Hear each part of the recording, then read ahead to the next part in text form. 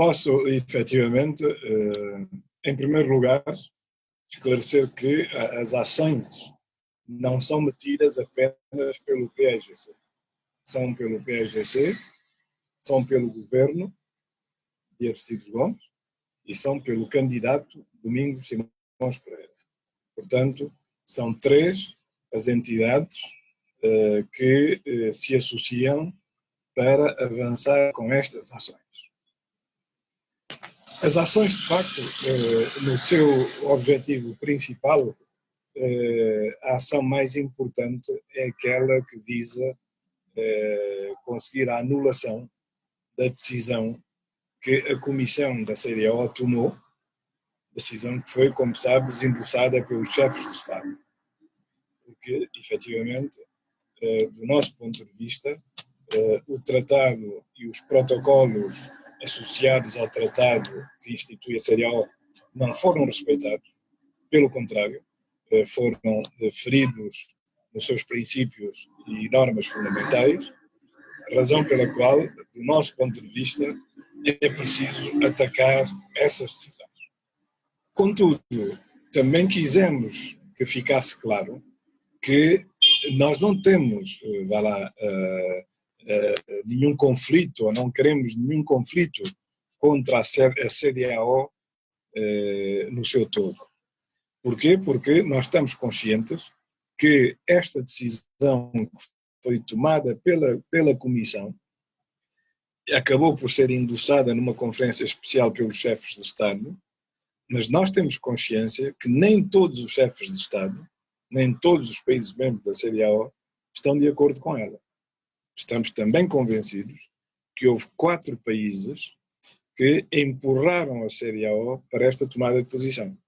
E são nomeadamente os tais 4 países contra os quais nós metemos uma segunda ação para, efetivamente, assinalar claramente que não fosse pela ação deles, esta decisão não seria tomada, bem como não haveria, digamos, a exposição em que a CDAO foi colocada, em que, digamos, as suas instituições foram praticamente colocadas, digamos, numa posição de descrédito.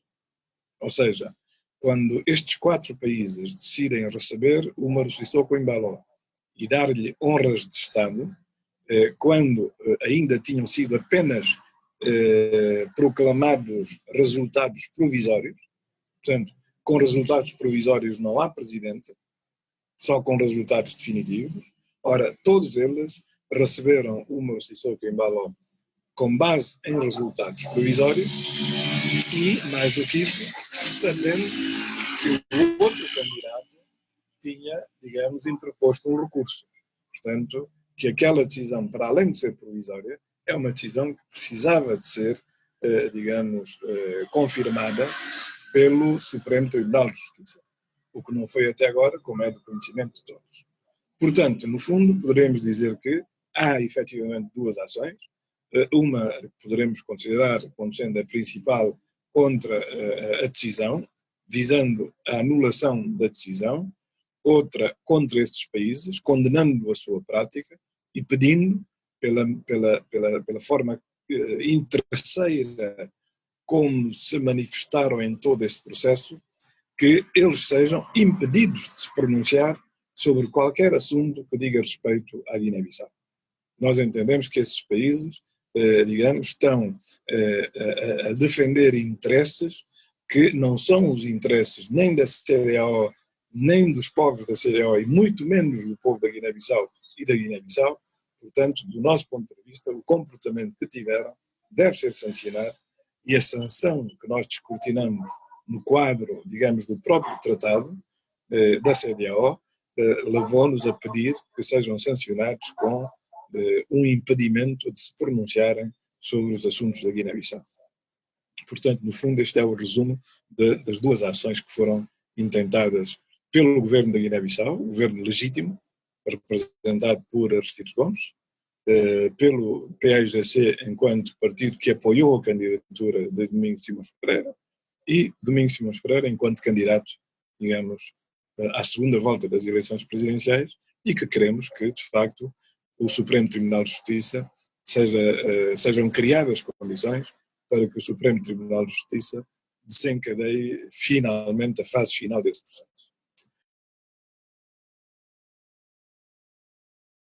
Quando pergunta porquê depois de 22 de maio, bom, nós de facto também quisemos deixar claro que, embora duvidássemos desde o início que o Umaru Sissoko Embalo fosse respeitar a decisão da CEDEAO, nós quisemos sempre deixar uma porta aberta para que aquela decisão da CEDEAO não caísse em saco roto.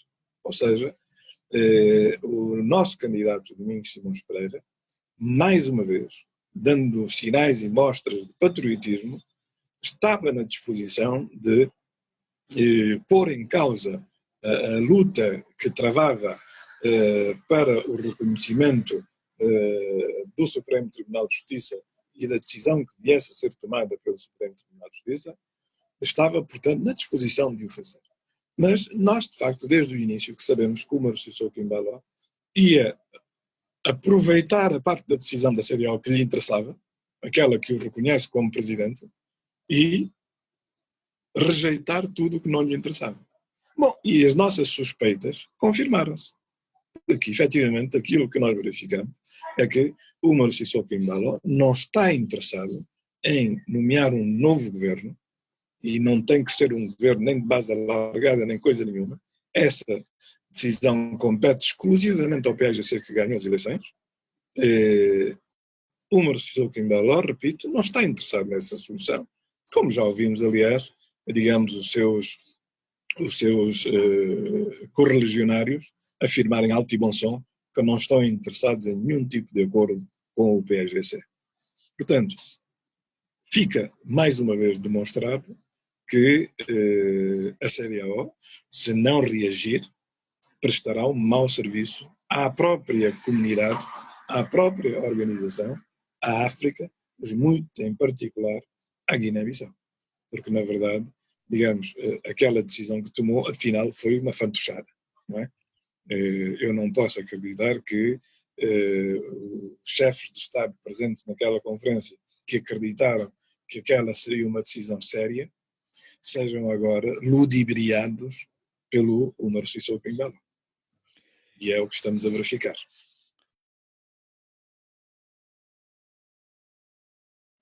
Eu não ponho em causa a capacidade ou não do Presidente da Assembleia Nacional Popular em poder mediar um conflito, em poder contribuir para a formação de consensos, etc.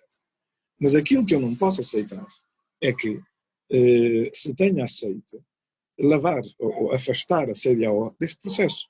Então, mas se a CEDEAO está neste processo desde o seu início, se a CEDEAO assumiu compromissos perante a comunidade internacional e perante a comunidade nacional guineense, por que razão a CEDEAO, sem dar satisfação a ninguém, vai lavar as mãos deste processo?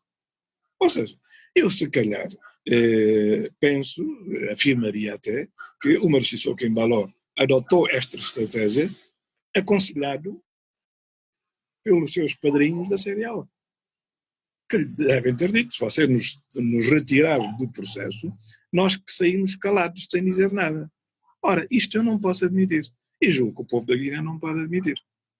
A CEDEAO criou-nos este imbróglio, criou uma situação gravíssima, porque quando a CEDEAO passa por cima de um órgão de soberania da Guiné-Bissau chamado tribunais, representado pela sua mais alta instância, o Supremo Tribunal de Justiça, a CEDEAO está a cometer um ato grave de ter permitido que o Umaru Sissoko Embalo destituísse um governo que tinha um programa aprovado na Assembleia Nacional Popular, sem que houvesse uma moção de censura ou a não aprovação de uma moção de confiança que o derrubasse. Isto não lembra ao diabo, não é? Portanto, quando a CEDEAO agora aparece com esta nova roupagem, estão a brincar comigo. Se isto acontecer, para mim, aquela organização, enfim, deixará de ter qualquer significado.